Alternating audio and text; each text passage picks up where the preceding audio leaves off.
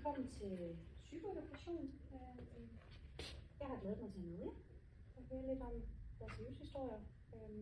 Jeg vil starte med en kort præsentation af mig selv. Mit navn det er Maika, og jeg har været social- og sundhedsassistent i 2 år, og har arbejdet lidt forskellige steder, men også på et bosted for eksempel. Og så har jeg faktisk også været inde på psykiatrisk afdeling på hospitalet. Jeg kunne rigtig godt tænke mig at høre, hvad I hedder, og hvad I kommer med. Så vil du starte? Jeg hedder Ida. Ja. Jeg er 19 år. Ja. Jeg flyttede hjemmefra 3 måneder siden. Ja. Og jeg var alene her i min lejlighed her i Horsens. Og hvad med dig? Hvad hedder du? Jeg hedder Maria, Ja. og jeg er 27 år og bor alene, fordi min kæreste han døde sidste år i en bilulykke, så der er bare mig. Det lyder ikke helt rart. Nej. Nej. Og hvad med dig? Hvad hedder Jeg du? hedder Katrine, Ja. jeg er 35 år, og lige nu er jeg syg med depression. Men det er længe siden, jeg har haft det, det er måske 1,5 år. Mm-hmm. Men jeg har været misbrug, fordi jeg kunne ikke håndtere de der tanker, og jeg kunne ikke sove om natten. Ja. Så jeg fik få noget hjælp, inden jeg skulle lige. Og du skulle lide af dit misbrug, før du Ja. kunne Ja. få hjælp der. Så. Men det er jo rigtig flot, du er kommet ud af det. Tak skal du have. Ja, jeg vil starte med at fortælle lidt omkring, hvad psykoedukation egentlig går ud på, eller hvad vi skal her.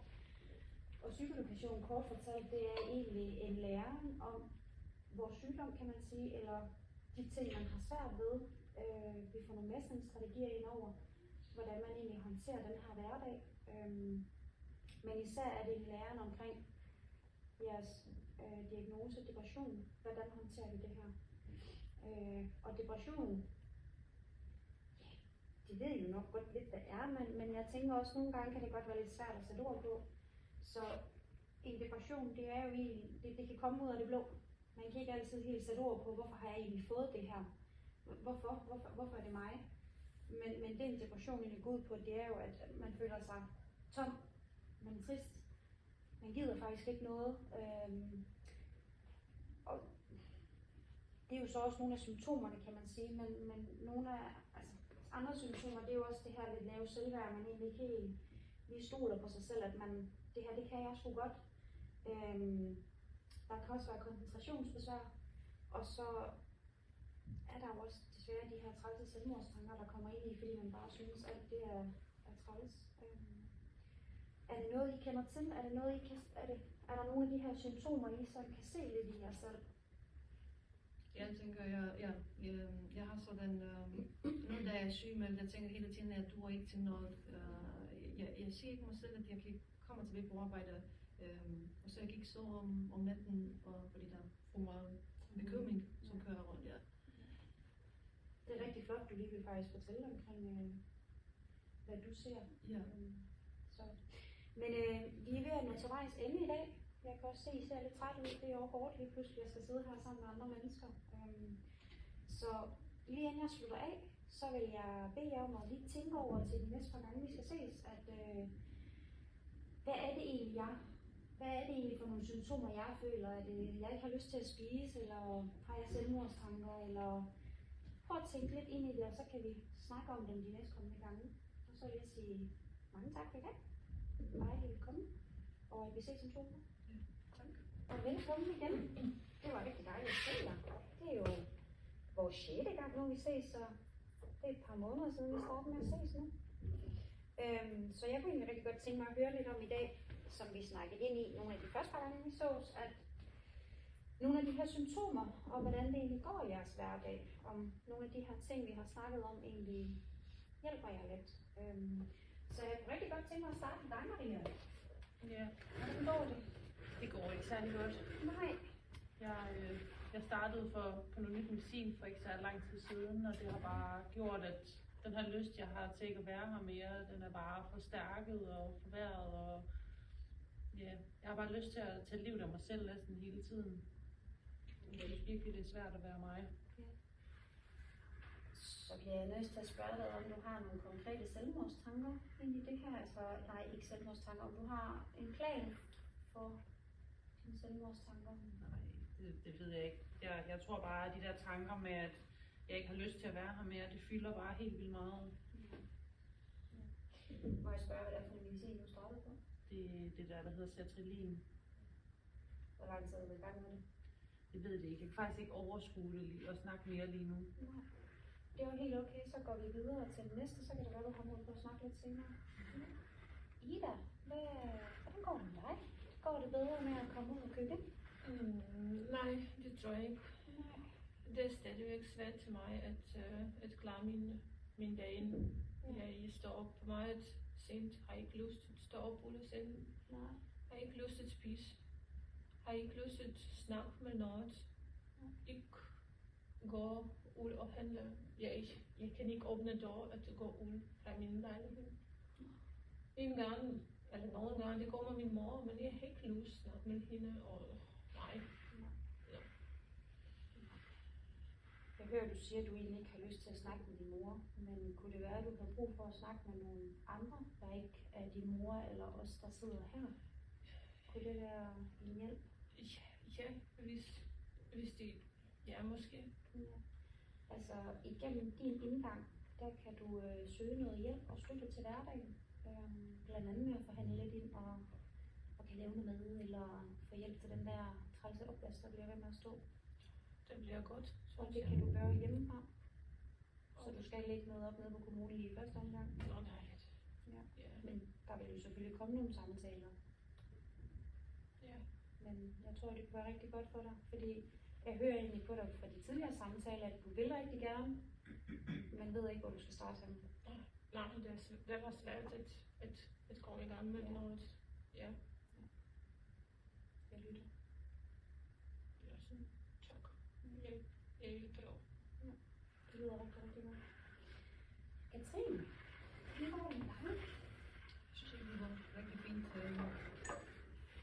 Jeg er hele tiden bare træt, fordi alle de der tanker, som siger, at du er ikke til nogen, og de kører så mange, de kører bare, og så jeg kan ikke fokusere på noget andet. Og så jeg har følt skam og skyld, fordi jeg gik sammen. Jeg gik bare. Har du prøvet at gå en lille tur, som vi snakkede om, når du får de her trælse tanker, lidt for at flytte det her fokus og Jeg har komme ud prøvet, i lidt noget og så det er dejligt, så længe man er på turen, og så en lille smule, at man kan være opmærksom på naturen, men lige så snart jeg kommer hjem, så det hele er ligesom en sort hul derovre, så jeg gik. Fik du snakket med lægen, som vi snakkede om sidste gang? Ja, og så det snakkede om, at måske jeg skulle starte på nogle medicin. Ja. Hvad var det for en medicin? Det var sertralin. Ja, så jeg vil ikke rigtig, hvis jeg tror på det. Ja. Jeg har hørt så mange historier, at hvis jeg starter med det her, det værd faktisk.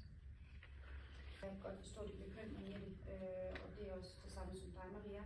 Men det, jeg også skal være opmærksom på, det er, at bivirkningerne de forværres de første par uger. Så der vil alle de her selvmordstanker og søvnløshed, det vil faktisk blive forværret. Men efter det tid, så bliver det bedre og bedre. Og når I har taget de her 6-8 uger, så er jeres krop vendt sig mere til det, og så er der en mere optimal effekt af det her medicin. Så lige med det her, der skal man have lidt tålmodighed. Det er ikke ligesom en Panodil og hovedpine forsvinder. Ja. Men jeg vil sige tak for i dag, men inden jeg gør det, så har jeg sådan en mappe til jer, hvor der er lidt omkring det, man har snakket om og så videre. Hvad man kan gøre, når man synes, det er lidt svært. Der er også nogle få meditationsøvelser, man kan gå ind og bruge, så I kan prøve at arbejde lidt med det videre fra det her. Og så vil jeg sige tak for i dag, og så ses vi om 2 uger. Jamen, så mødes vi igen. Og det er jo desværre vores sidste gang. Jeg kommer da til at savne jer lidt nu, kan jeg mærke. Jeg synes, det har været rigtig hyggeligt. Så det er min samtale, den er gået på i dag sammen med jer, det er at høre, hvor I er henne nu, hvad I tænker om nogle af alle de her ting, vi har snakket om i det her forløb. Vil du lægge ud, Maria? Ja, jeg synes faktisk, det går meget bedre. Dejligt. Jeg fandt jo ud af, at altså, de der selvmordstanker og følelser, jeg havde, det faktisk var noget, der ligesom blev forstærket af den der nye sertralin, depressionsmedicin, jeg jo startede på, og det faktisk bare var med til at gøre alting meget værre. Så jeg har det egentlig nogenlunde, og de der gåture, vi snakkede om, dem er jeg også begyndt at have overskud til at komme lidt ud og gå ture, hvis jeg sætter nogle mål for mig selv og sådan noget. Så jeg synes faktisk, jeg har det bedre. Det lyder mega godt. Så bliver jeg lige nødt til at spørge omkring, hvad den der kost, vi også snakkede lidt ind i, er det blevet lidt bedre og lidt mere overskud? En lille smule, ja. Altså små skridt højtræt. Det har Det er vi. mega fedt. Det er jeg rigtig glad for at høre. Ja. Ida, Ja. hvad med dig? Hvordan er det gået? Jeg synes også, jeg har det bedre. Ja. Og jeg får hjælp af den bogstøtte. Ja. De kommer og henter til mig. Ja. Og nu jeg kan selv lave lidt mad for sig Ja. selv. Ja. Og jeg mærker, at jeg har lyst at lave den mad. Og i går jeg faktisk var meldt ind på uld, og vi henter sammen. Sådan. Så synes jeg, Mega sejt. ja, jeg føler sig meget bedre. Mega sejt. Og hvad med mor? Har du kunnet snakke lidt bedre med hende efterhånden? Nej, jeg synes, at det stadigvæk, Det er stadigvæk det samme. jeg har noget, som jeg skal arbejde med. Men, Eller vi skal arbejde med, ja. men det er jo helt okay. Lidt af gangen. Ja. Men det er mega fedt, du er kommet med ud og handle og begynder at lave noget. Ja, Mega synes jeg sejt. også. Sådan. Jamen Katrine, jeg er spændt på at høre, hvordan det er med dig? Det var 2 hårde uger. Jeg har startet med medicin, Ja. og så det var mega hårdt, at alt blev værre, men jeg havde lidt tanker ved, du har sagt sidste gang, at man skal, hvis man kan holde ud i de her 2 uger, og så man har det bedre. Jeg kan godt sige, jeg har det en lille smule bedre.